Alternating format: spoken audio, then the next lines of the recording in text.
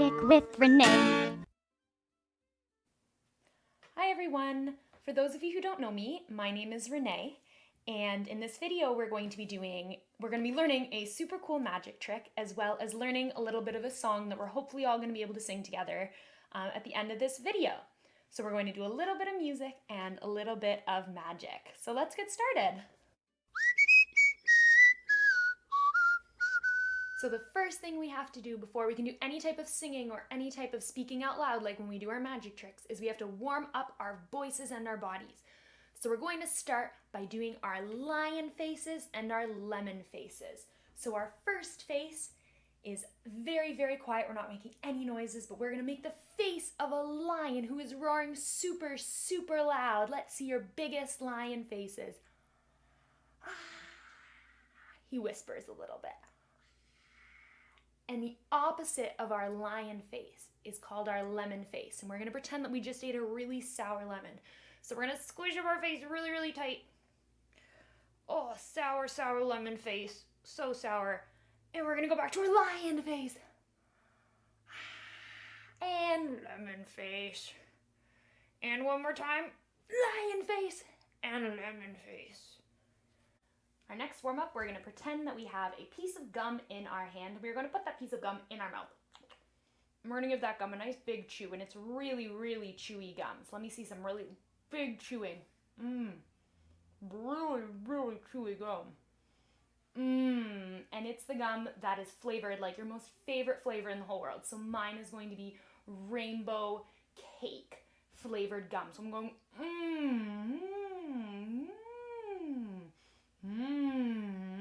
as I chew my gum. And now the gum is really spicy. Oh, it's so spicy. It's spicy gum. And now the gum is super yummy again. We're going to do a big swallow. We're going to swallow our gum. Our next warm-up, some of you might know this, but we call this our roller coaster warm-up. And if you've ever been on a roller coaster, you know that they start really low and then they go up really high and then they come back down again. So we're going to start really low with our bodies and our voices. And we're going to go, ooh, nice and low. And as we go up with our bodies, we're also going to go up with our voices. So let's try that. We're starting nice and low.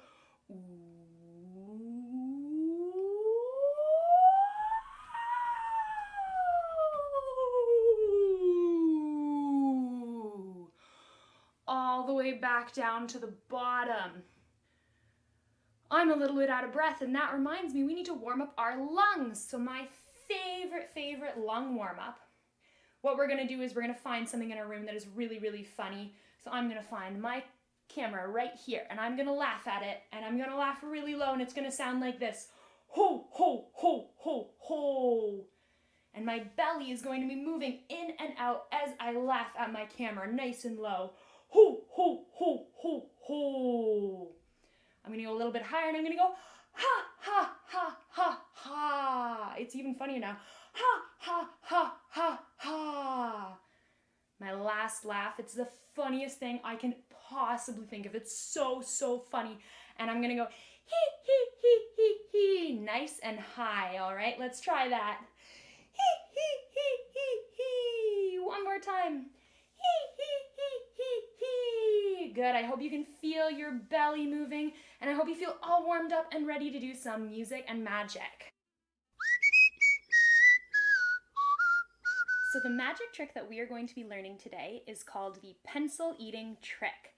And it is a super magical trick, and all we are going to need for this trick today is a square piece of fabric. So I have this beautiful piece of purple square felt. You can use any type of handkerchief, any type of scarf, just something that's square and made of a material that you can find in your household.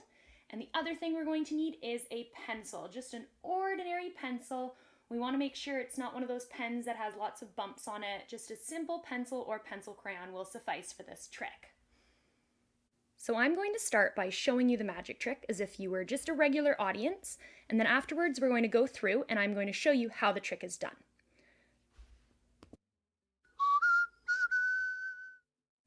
I have here just an ordinary pencil and an ordinary piece of fabric. I am going to make this ordinary pencil travel through this ordinary fabric because my fabric really likes to eat pencils. So the first thing I'm going to do is I'm going to make a nice taco fold in my fabric. So I have a nice triangle on the diagonal. I'm going to take my pencil and I'm going to place it on my magical fabric, and I'm going to roll it up. We can all confirm that the pencil is on the outside of my fabric, right? There's nothing on the inside. It is just my pencil relaxing on the outside of my fabric. I am going to take my pencil, put it on the edge of my fabric, and give it a nice roll up. We're going to roll it up nice and tight. We're going to see, is this piece of fabric really ready to eat my little pencil? I'm going to give it 3 taps, and I'm going to think very, very hard about my fabric eating up this pencil. Ready, set, eat it up. All right, let's see if that worked.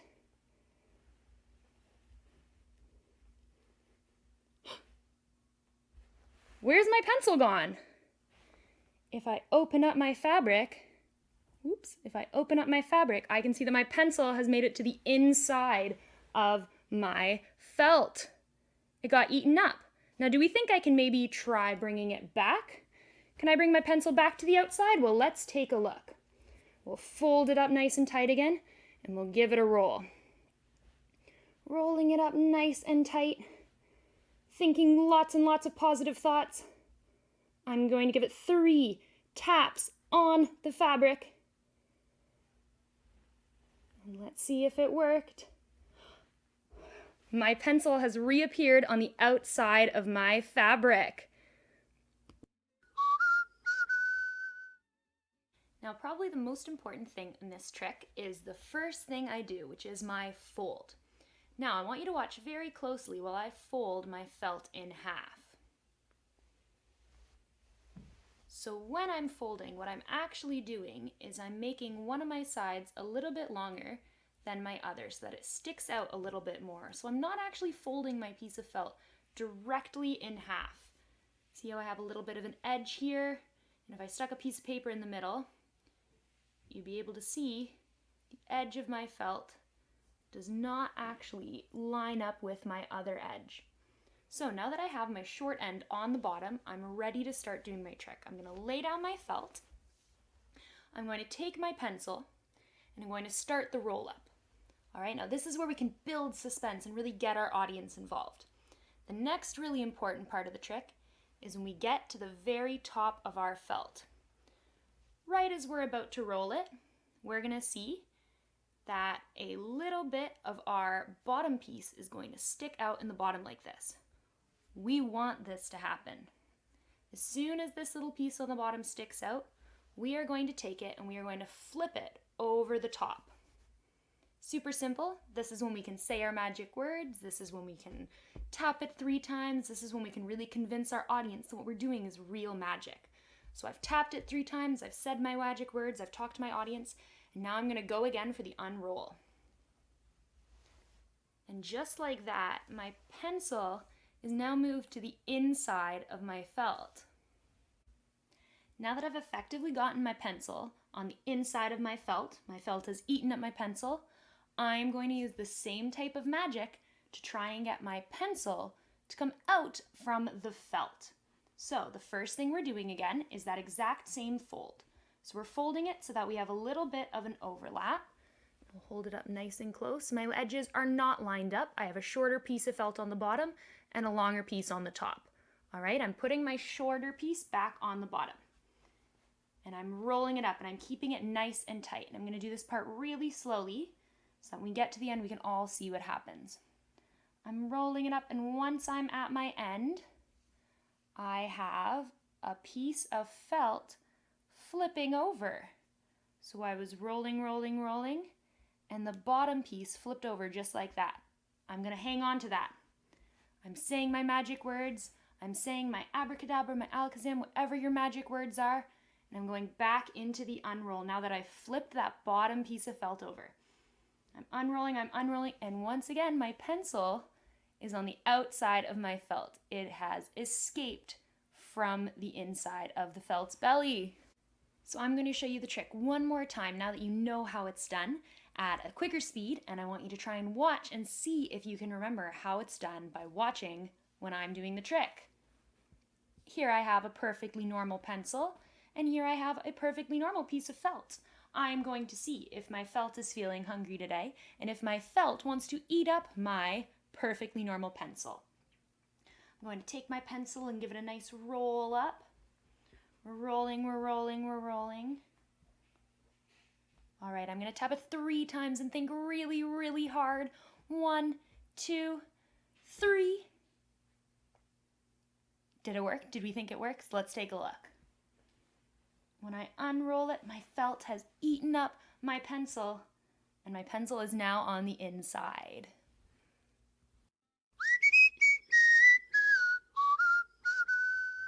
Now that we've learned a little bit of purple pencil eating magic, we are going to learn part of one of my favorite songs, and it is called the One-Eyed, One-Horned, Flying Purple People Eater. That is a huge mouthful, so let's try saying that again slowly. One-eyed, one-horned, flying purple people eater. And the way we're going to sing it sounds a little bit like this. He was a one-eyed, one-horned, flying purple people eater. We're going to sing it again. One-eyed, one-horned, flying purple people eater. Take a guess what we might say next in the song. One-eyed, one-horned, flying purple people eater. Now these words are a little different. We're going to go, sure looks strange to me. So we're saying our one-eyed, one-horned, flying purple people eater. We're going to say that a few times, and then we sing, sure looks strange to me. And there you have it. That's the whole chorus of the song that we are going to be taking a look at. So get your one eye and your one horn and your flying purple people eating skills ready. And we're going to take a look and try and sing the whole song now that we've learned the chorus. Well, I saw a thing coming out of the sky. It had one long horn, one big eye. I commenced to shaking and I said, ooh-wee, it looks like a purple people eater to me. It was a one-eyed, one-horned, flying purple people eater. One-eyed, one-horned, flying purple people eater. One-eyed, one-horned, flying purple people eater. Sure looks strange to me. Well, he came down to earth and he lit in a tree. I said, Mr. Purple People Eater, don't eat me. I heard him say in a voice so gruff, I wouldn't eat you 'cause you're so tough. He was a one-eyed, one-horned, flying purple people eater. One-eyed, one-horned, flying purple people eater. One-eyed, one-horned, flying purple people eater. Sure looks strange to me. I said, Mr. Purple People Eater, what's your line? He said, it's eating purple people and it sure is fine. But that's not the reason why I came to land. I want to get a job in a rock and roll band. And then he swung from the tree and he lit on the ground. He started to rock, really rocking around. It was a crazy ditty with a swinging tune, singing a wop-bop-a-loo-bop, a wop-bam-boom. He was a one-eyed, one-horned, flying purple people eater. One-eyed, one-horned, flying purple people eater. One-eyed, one-horned, flying purple people eater. Sure looks strange to me. And then he went on his way, and then what do you know? I saw him last night on a TV show. He was blowing it out, really knocking him dead. Playing rock and roll music from the horn in his head. He was a one-eyed, one-horned, flying purple people eater. One-eyed, one-horned, flying purple people eater. One-eyed, one-horned, flying purple people eater. Sure looks strange to me.